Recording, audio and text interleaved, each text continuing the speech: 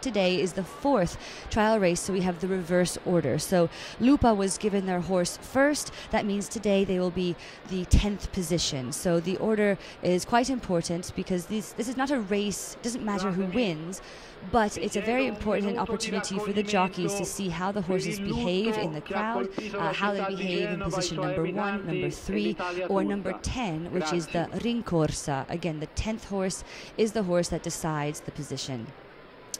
Right now we see the Mosieri getting ready to call everyone in. Mari, all the horses have come off of their mounts for a moment.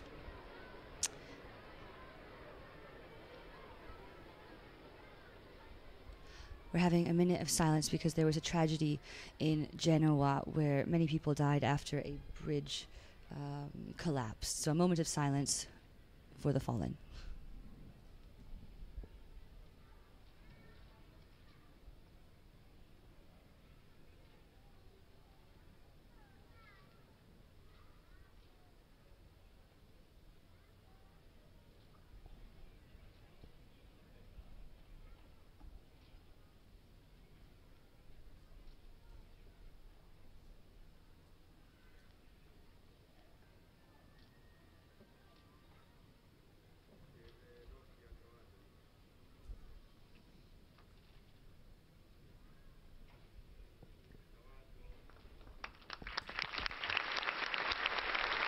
Okay.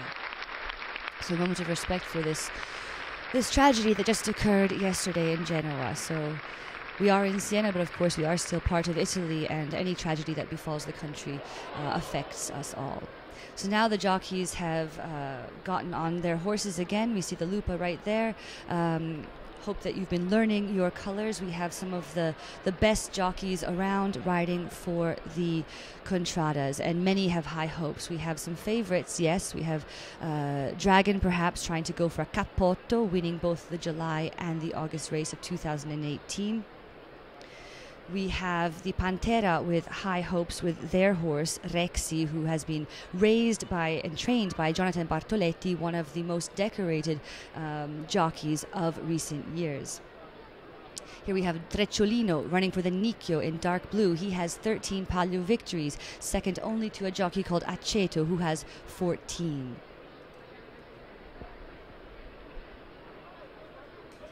All right, so now we're getting ready to be called into the starting rope. So again, the order here is the reverse order of the way that horses were assigned at the assignment of the horses on the 13th. So because Tartuca was the last Contrada to be extracted, to be given their horse, they will be in position number 1. And so on and so forth. The first horse to be extracted was for Lupa, so they will be in the 10th position. So what is going through the jockeys' heads right now? Again, I can't read their minds. Unfortunately, this would be a wonderful gift, but they just want to see how the horses take to the Tufo. Remember, yesterday we could not run, and so the horses had to be taken care of yesterday. They had to be walked around their respective contradas, taken care of to make sure that they got exercise, because you can't have a horse who is born to run staying in the stable of each contrada all day. So it was a really difficult day for the horses and for the Barbareschi, the head groomsmen, and their assistants, to make sure that the horses got the proper amount of exercise, so that today on the Tufo in the Piazza del Campo, it's not so much of a shock to the system, if you will. Here you can see the jockeys are also talking to each other. Of course, the jockeys are mercenary soldiers. They are hired by the Contrade to run and to win. So their loyalty, in essence, is to their purse, as back in the day when medieval warfare, when Siena was fighting with Florence and other places around trying to gather territory, to gain territory, a mercenary soldier, an outsider, would be hired to lead Siena to victory. The same thing is happening here, because Siena, as we know, is a microcosm, and the Contrade are a microcosm of the macrocosm even once more. And so the Palio is life, as we've said many times before, but the Palio is also war. It really goes back to the heyday, the height of Siena's military power in the 13th and 14th century. Okay, now we've got all of the 9 horses are lined up between the 2 ropes. The 10th horse, Lupa, the Rincorsa, is now going to watch and see for a good moment when he can go. When he passes that back rope, the Mosiere will drop the front rope, and all of the horses will run 3 times around the Piazza del Campo in a clockwise fashion. The speed will not be full speed. There will be times when the jockeys run their horses hard at the straightaway, perhaps in front of Palazzo Pubblico, where they will hold back, or perhaps they'll want to try the horse on one of the 2 treacherous curves. The first curve is the Curva di San Martino, the second of Casato. And San Martino is where many jockeys fall, so you'll notice that there are mattresses to protect the horses and the jockeys. Lupa is turning around now. The jockey is Gingillo, and and they're off. Well, that was not a great start, shall we say. Lupa seemed to be turned around. And it's hard to say, but it doesn't seem like that was a valid start. That was not a valid start, but sometimes the Mosiere has to drop the rope for the safety of the horses, because again, remember, the horse is the most precious part of the Palio race. And indeed, the jockeys, of course, are essential to help the horses get around, to get around the track, but the jockey does not win the Palio race. It is the horse that wins the Palio race. Here's a recap right here. You can see the replay. The front rope, there we go. You can see one of the horses at the far end forced the mossa, as we say. So it touched the rope, and for the safety of the horse, so as not to trip over the rope and injure itself or the rider, the Mosiere dropped the rope, and they just had a little trot around the piazza, which is probably quite nice for the horses too, just to have another feel for the track before lining up once more. You'll notice also that the horses are riding bareback. They do not wear saddles, okay? So the relationship between the jockey and the horse is crucial. You'll see there's Jonathan Bartoletti running for Pantera right there, and there is no saddle. There are just short reins from the horse's head to the jockey, but really the jockey is controlling the horse with his legs and really with feeling and emotion. The jockey feels what the horse transmits, and the horse feels what the jockey transmits to it. There you can see Gingillo for Lupa and Titia for the Tartuga. Titia, also a really wonderful jockey, hugely talented. Titia means shiver in Sardinian. He's half German, half Sardinian, a very serious jockey indeed. There he is again on his beautiful horse making its debut, Rodrigo Baio. By the way, the names of the horses, you'll notice they all have different letters. The oldest horses we have begin with O, Osama Bin for the Leocorno, born in 2007. Then come the P's, born in 2008, Porto Alabe for the Lupa, and Patos de Ozieri for the Drago, and so on. The youngest horses we have in this particular race are the T's, Tale Quale for the Nicchio, and Tabacco for the Civetta, for the Owl.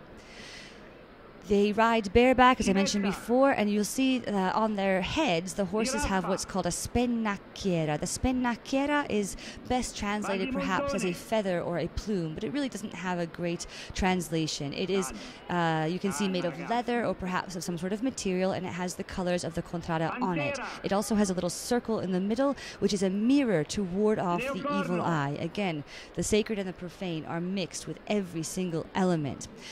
There is no rule per se, but in general, the horse must have the spennacchiera on its head in order to be declared the winner. So if in the Palio race the jockey falls off but the horse still finishes first, that contrada wins. All 9 horses are again lined up between the 2 canapi, between the 2 starting ropes, and Lupa is turning round. Now, turning round again, getting ready to start the race. Remember, the Mosiere will drop the first rope when Lupa passes, when the Rincorsa passes that back rope. The horses are it's a wonderful word here, they are jockeying for position to make sure they are in the correct order, and here comes Lupa, perhaps he's turning round again. Leocorno, you see, a bit agitated within the starting ropes. Leocorno has Osama Bin, a horse who has run before, but perhaps a bit agitated here this morning of the 15th of August, at only our 2nd trial race, even though it should have been already our 4th. The jockeys are looking to see when the Rincorsa will start to run. Again, Lupa turning Porto Alabe around. Porto Alabe is the only horse to have won a Palio in this particular lineup. This horse won last year for the Onda. All the horses are either castrated males or females, and we have 2 females running for this Palio race. Let's see, the horses are turning round, getting in position, as the Rincorsa turns around and approaches that back rope. Looks to be about ready. He's calming Portoalabe down, and we shall see what happens. If the horses at some stage get too agitated, the Mosiere will tell them all to exit the ropes, to calm down, regroup, and get back in again and line up and start once more. But we'll see what happens here. Right now the horses seem to be relatively calm. Giraffa, wonderful view of Queen Winner there running her debut race. Okay, Portoalabe standing relatively still, but we'll see if Gingillo, the jockey knick-knack, will make it go soon. Okay. It's always like this in the Palio. There are timings, but nothing is ever certain because, of course, while we have experienced jockeys, some experienced horses, we are dealing with creatures here, powerful creatures. The horse is the most sacred part of this festival. What a wonderful view there of the horses between the starting lineup. Okay, Lupa, ridden by Gingillo, knick-knack. Here he goes, and the start is valid. Quite a good start, I think. Giraffa and Tartuca coming out of the ropes quite strongly, followed by Pantera, ridden by Jonathan Bartoletti. The first curve of San Martino, headed by Giraffa, Tartuca, followed by Pantera, and then Bruco. It looks like Jonathan Bartoletti is running his horse Rexy quite hard because this is its debut race, coming across the curve of San Martino now and completing the first lap. Remember, there are 3 laps here.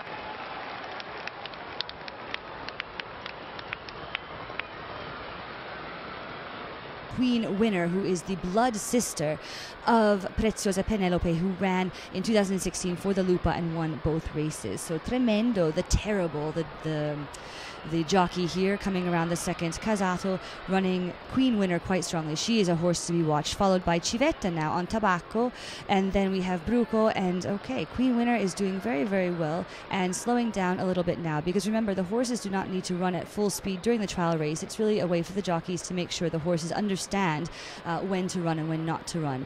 Now Giraffa is being trailed by Civetta. Civetta perhaps doing a bit of a run here at the straightaway with Tabacco to get a feel for that horse. Civetta is running with their rival in the Piazza, Leo Corno. Coming around the Casato curve, we see that Civetta is now running a lap around Nicchio. Trecciolino did not run a very fast trial race, so that doesn't matter at all here. Okay.